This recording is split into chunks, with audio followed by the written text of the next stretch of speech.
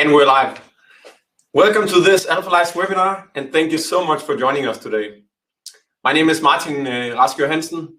I work as a protein analysis advisor here at AlphaLyse, and I'll be your host today. Today's topic, as you may know, is HCP analysis using LC-MS for data-driven process development.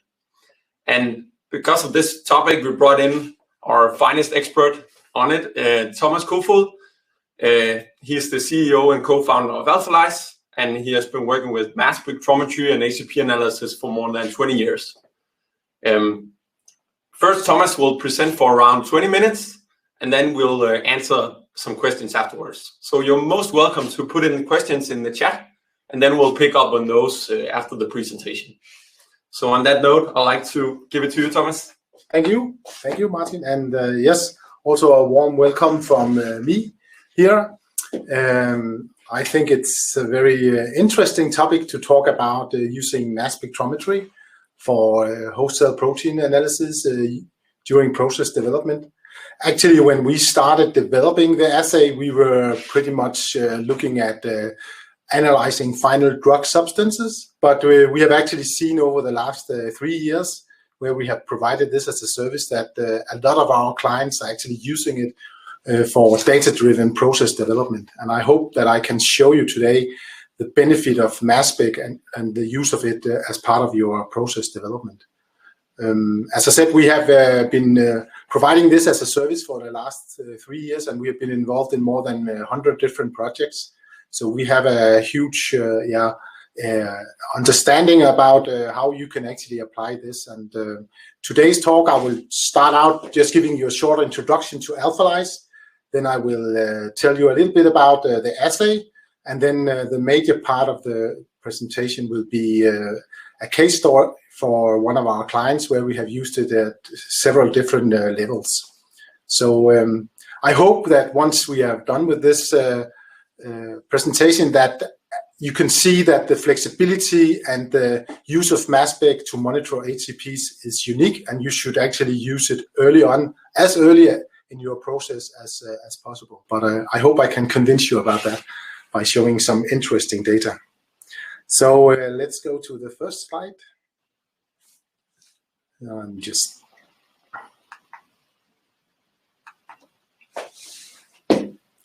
having it. So here we go. So a short introduction to AlphaLyse.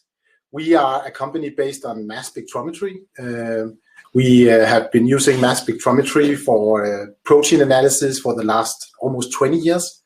We use it mainly to help biopharmaceutical companies that are developing new biologics.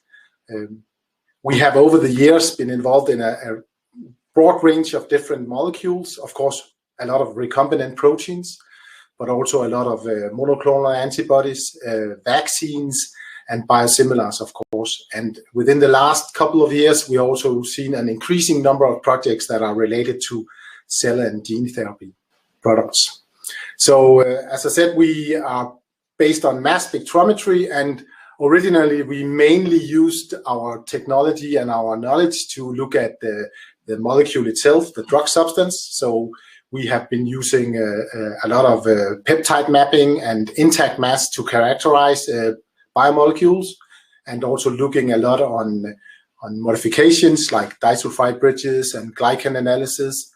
And for the last couple of years, we also focused more and more on degradation studies, so we can actually characterize your molecule quite early on in the process and document what happens during stressed conditions using the same peptide mapping and intact protein analysis. So we originally started out doing a characterization, but we actually found out that a lot of our clients were indirectly using our analysis for looking at the host cell proteins. So we typically got a lot of bands from 1-DDLs and 2-DDLs, and once we analyzed those, we found out that they were related to host cell proteins. So around 7 years ago, we started looking into this area, and of course we could see that the ELISA was the golden standard for looking at HCPs. And investigating a bit more, we thought that actually mass spectrometry could provide a valuable tool or an orthogonal method to HCP monitoring. So we got support to develop this new assay, and we started 7 years ago. And it took us like 3.5 years to develop the assay together with some of our clients. First of all, it was just to look at host cell proteins, but once we get going with different projects, we could actually see that it could be used as equally as well for process-related residuals, so other proteins you add to your downstream processing.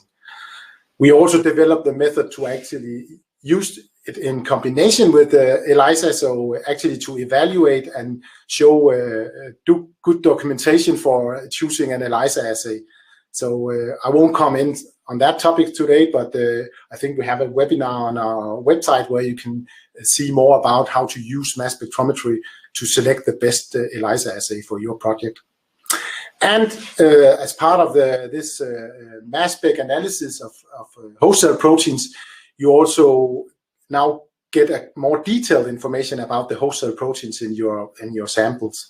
So you get a list of specific HCPs, and this of course opens up a new way of looking at host cell proteins. So now it's not just a total number of HCPs, but you can actually go in and investigate individual HCPs and decide if those you find in your samples are of any concern, and if you should go back and actually try to remove them. And I will also try to show that as part of the case I'm bringing along today. So the method we have set up is based on mass spectrometry, and it's a 3-step procedure. The first part is, of course, related to the sample preparation. So all the analysis we do not on intact proteins, but on peptides. So the first step in any analysis is to cut the proteins we have in any given sample into peptides, and we typically use trypsin for that. We managed to put it into an automated robotic system to increase the robustness and reproducibility of the assay. We also have, and that is perhaps the most important feature of our assay, is that for all the samples we run, we start out by adding a set of 7 standard proteins. So we know exactly how much we have, and we add that between 100 and 2000 ppm to any given sample before we do anything about digest or precipitation. And then we do a sample cleanup with those standards in, and we use those all the way through the analysis. And I think you can imagine there's quite a long procedure for running these samples, and there's a lot of variables. By having these standards in there, we take into account a lot of these variables and remove them completely. So trypsin activity, matrix effects, the stability of the mass spec instrument, the LC columns, and so forth. So I think that's one of the key issues we have solved by adding these standards, is getting a much more robust and reliable and reproducible assay. So once we have generated the peptides, then we run the samples on a mass spec instrument, a high resolution mass spec instrument, and we use a combination of techniques that are called data dependent acquisition mode and data independent acquisition mode. And then once we have generated the data, we can identify and quantify the individual HCPs in the samples, and we provide the data in total amount of HCP in ppm. And we also provide a list of individual HCPs we have found in any given sample. So this process is very unique, and I think it provides detailed information that you can use for your process development. If you are interested in seeing more or learning more about the specific assay, we also have a webinar on our website where we go through the procedure in more details. So I will link you to our website, and then you can see the presentation there. So typically with a project development of a new biologics, you go through different phases. And as part of this, you have to monitor your host cell proteins. This is something required by FDA and EMA. And typically, people are using ELISA assays, as I also already mentioned. And the way you use ELISA will typically come that you would try to find a commercially available ELISA assay for the early preclinical and early phases. And then once you get into phase 2, 3, you would have to develop a process-specific ELISA. And the reason why you go with the commercial ELISA first is that the development of a process-specific ELISA can take months or years to develop. And it also kind of locks the process, so you don't have the flexibility in making changes to your process if you already have made your process-specific ELISA assay. So, and this is where mass spec comes in, and is such a nice tool to use as an orthogonal method for your HCP monitoring and for using it all the way through the process development, because it doesn't take months or years to develop a mass spec assay. We can do this within 4 to 8 weeks, having a completely new assay up running for any given project. And once you have this available, you can use it to actually make decisions very early on in your process.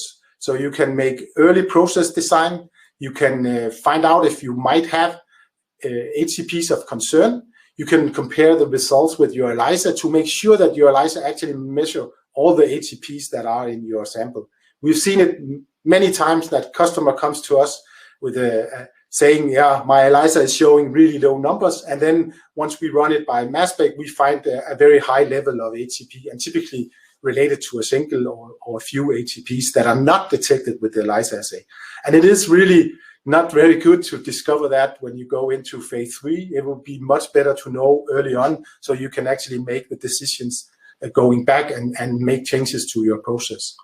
So you can use mass spectrometry also for process optimization. And once you are going through the phases, you will have to scale up. Sometimes you even have to move to a new facility or having a new CMO producing your biologics. And again, you can then monitor the HCP levels very easily and with very high accuracy, and then see if anything changes as you move ahead. So I think for all these reasons, there's a very good reason for using mass spectrometry early on and use it all the way through your process development. We have also seen people or clients using it for testing out their process to increase the yield, so bring down the cost of produced material. And we have some examples where they actually managed to increase the yield by 10–20%, still monitoring the HCPs and making sure that by doing these changes, you don't have a higher level of HCPs. And finally, we have also a lot of, or a number of our clients using it for PPQ runs to really well document the process and show that it is a robust and reproducible process you have put in place, which you need to do when you are giving in your BLA. So for all these reasons, I think it's very important to use mass spectrometry, use it early on because it's flexible, it's easy to get access to, and you will have an orthogonal method to your ELISA. So these two methods goes really well hand in hand. So that was all I had to say about the specific assay, and now I think I will just go to the customer case. We have been involved in this for almost 4 years. It was or is an E. coli expressed recombinant protein, 20 kD size, and we started out developing the mass spec assay to look at first programmatic HCPs. Then we used it for process development, using it for this data-driven purification process. We actually also used it to select the best ELISA assay. I will not show data for that, but it was part of this long-term relationship that we actually made it possible to select the best ELISA assay, and actually they managed to use a commercially available ELISA assay all the way through even to phase 3 and for market. But that's another story. They also used it to scale up, monitoring the HCPs as they scaled up. Actually, this company also moved from one CMO to another. And again, we could easily document the HCP level with the mass spec. And finally, we used it for these PPQ batches to show that, that they had a robust and reliable and reproducible procedure. So I will go through these 4 of these cases and show you the data we generated. So they are shown down here, the processes. So first, I just want to describe a little bit more the specific process they have for this. This E. coli expressed protein is isolated in inclusion bodies, which also makes it difficult to make a process-specific ELISA assay. So you start out with the step 1 is a renaturation step, then they have an ion exchange column as step 2, then they do an enzymatic treatment in step 3, it's a aminopeptidase treatment, followed by a reverse phase column purification, and then again an ion exchange chromatography step, and finally they have the final drug substance produced. So 6 steps procedure, and the good thing about mass spec is that it doesn't it can actually take samples from all of these different steps, even though they are very, very different, the samples you get out. So you can imagine that it's quite dirty after step 1, and in the final drug substance it's quite purified. So we use exactly the same method for all these 6 steps, so no changes there and no optimization needed to be implemented. So, and this is how the data look when you have analyzed the six samples. And you can see here that for the first one, after step 1, we have more than 500 HCPs detected, quantified, and we have a total of almost 20% HCP in the sample. And as we go along, of course, we get fewer and fewer HCPs, and ending up after step 6 with 8 HCPs left and approximately 400 ppm. So this is comparable to what you would get from an ELISA. So a total number of ppm of HCPs in your sample. But on top of that, you get this detailed information about which individual HCPs do you have in the sample. So you get the name, the accession number, the PI, the molecular weight of any given HCP we find in your sample. And you can also really easily monitor in which step is it actually that I remove or purify the drug substance for this specific HCP. And again, now you have these data about the individual HCPs, you can start evaluating and making decisions if any of those you see on your list in your final drug substance, if you think that they might be of concern. So you can make this risk assessment evaluation early on and make sure that you don't have any that you don't want to have or you might foresee that can cause problems later on. So for example, if you have HCPs that might be immunogenic, or if you have HCPs that might have enzymatic activity, you would probably like to remove those to increase the stability of your drug substance and to remove the risk that you fail later on in phase 2 or 3 because you have immunogenic reaction from test persons. So, and there are actually a number of cases in the literature showing that specific HCPs have caused delays or even failure of clinical trials. So for E. coli, we have ribose phosphate isomerase that has been involved in a project that were delayed, and the same with flagelline. And there are also examples for CHO cells, CHO-expressed proteins, where you have especially the phospholipases that you are thinking that might have an effect on the stability of the tween and thereby degrading your drug product. So there are a number of examples, and I'm pretty sure that there are also a number of examples that hasn't been documented. So there are a few that people have told about, but I guess there are many that are failing because of HCPs that you didn't know were in your sample. So I think using mass spectrometry, you would have a much better chance that you don't get these bad discoveries later on in your project. You can look at this in several different ways, and we typically provide the data as a virtual 2D page. So here you can see exactly the HCPs we found for these 6 steps. So in step 1, you have more than 500 HCPs, and then as you go down through the steps, you can see you get a cleaner and cleaner product, and you end up having these 8 HCPs. And when you compare the HCPs we find for this against the E. coli proteome, you can see that we cover pretty much the whole mass range and also the whole PI range. So the method is really, really good at detecting pretty much any given HCP. So it's not biased that it only detects the high molecular weight or certain HCPs within a certain PI range. And compared to a standard 2DDL, that's a big advantage. So, and you can also look at this individually for each HCP amount-wise and decide if any of the ones that you perhaps have in high amount, if you would like to remove those.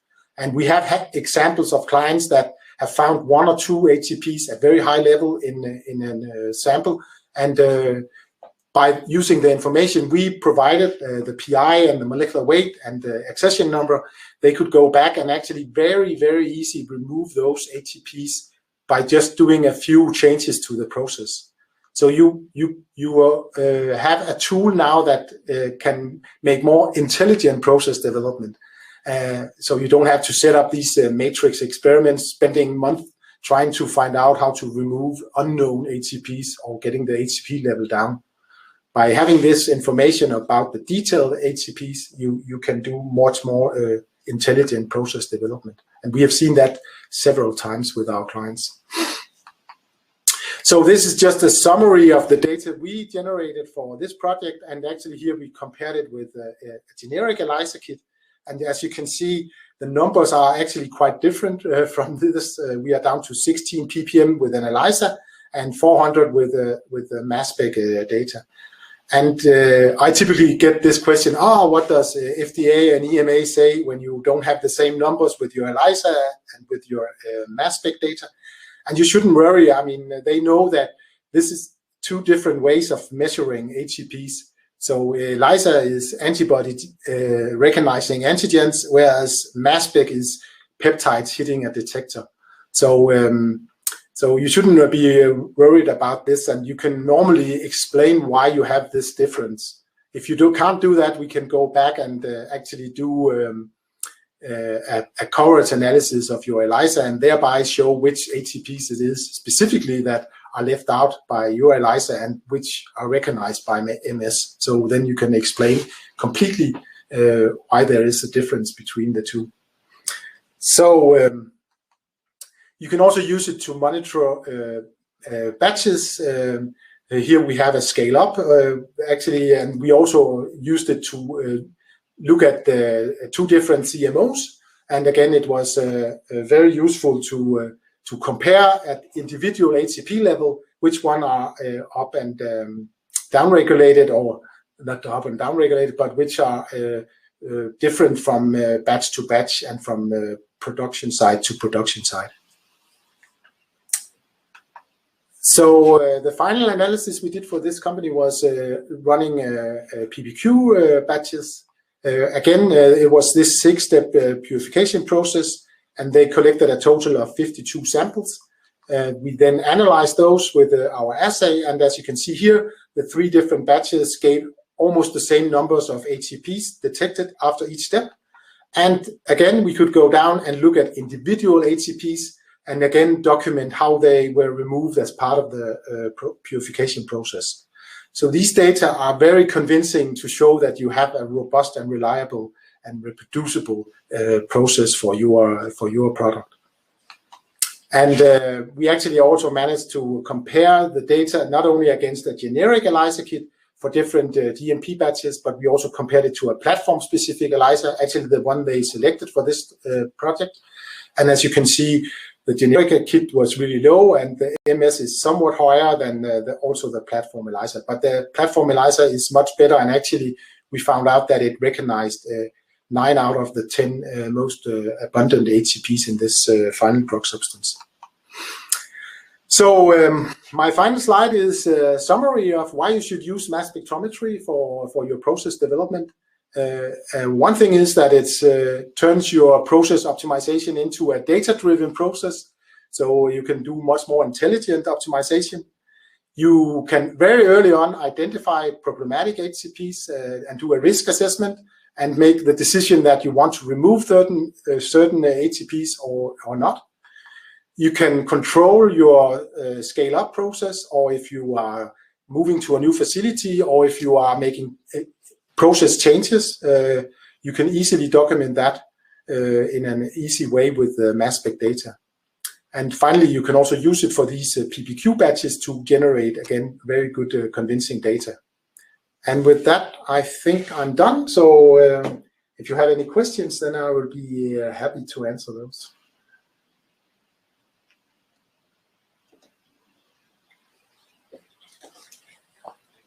Also, if you have questions about a specific project, you are most welcome to contact me by email or on LinkedIn.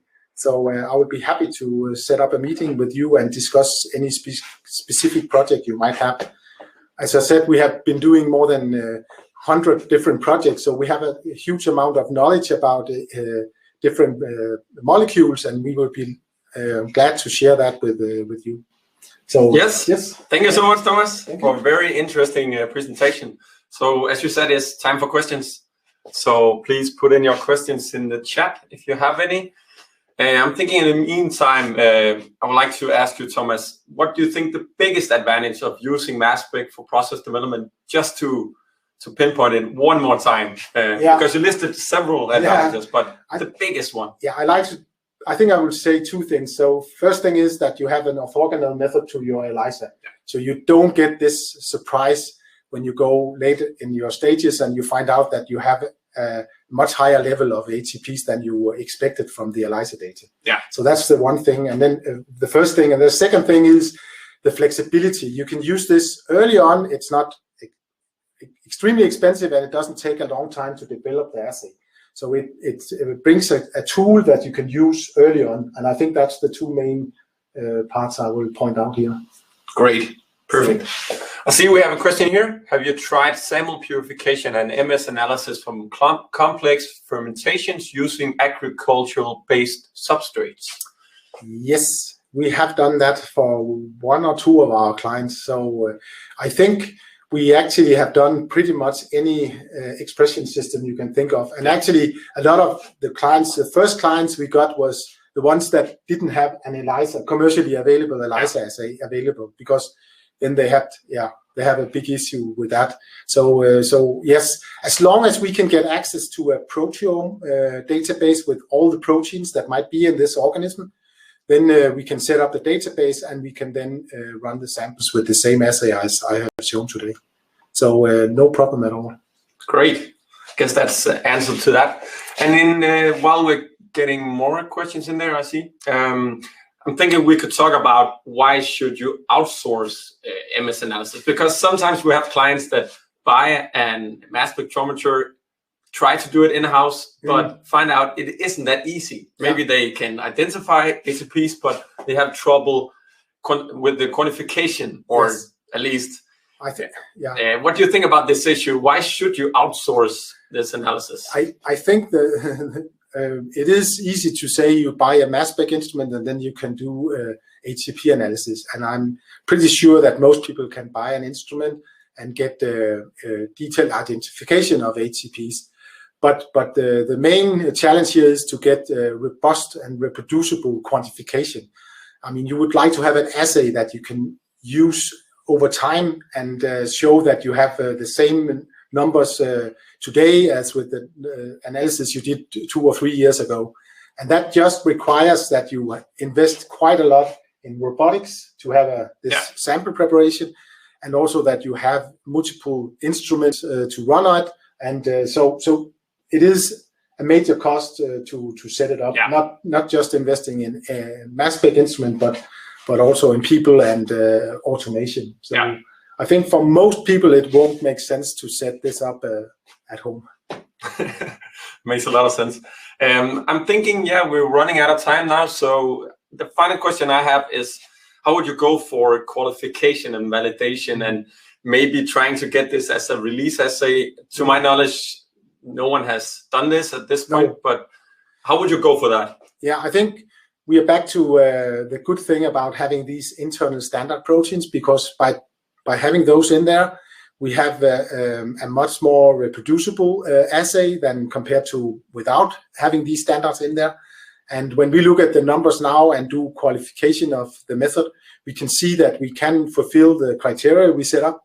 So we are on our way towards GMP analysis, also using mass spec for HCP monitoring. And we hope to get there within the next year, by the end of this year or within a year.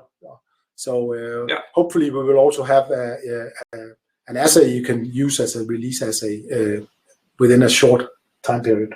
Interesting. Yes. Sounds like a webinar just about that subject. Yes. So I guess that's the questions for now. So as Thomas mentioned, you are most welcome to send questions directly to Thomas at his email, and we'll send both the replay and a link to the method webinar that Thomas mentioned as well. So thank you so much for joining today, and I hope you have a nice day. Yes. Talk to you soon. Bye-bye.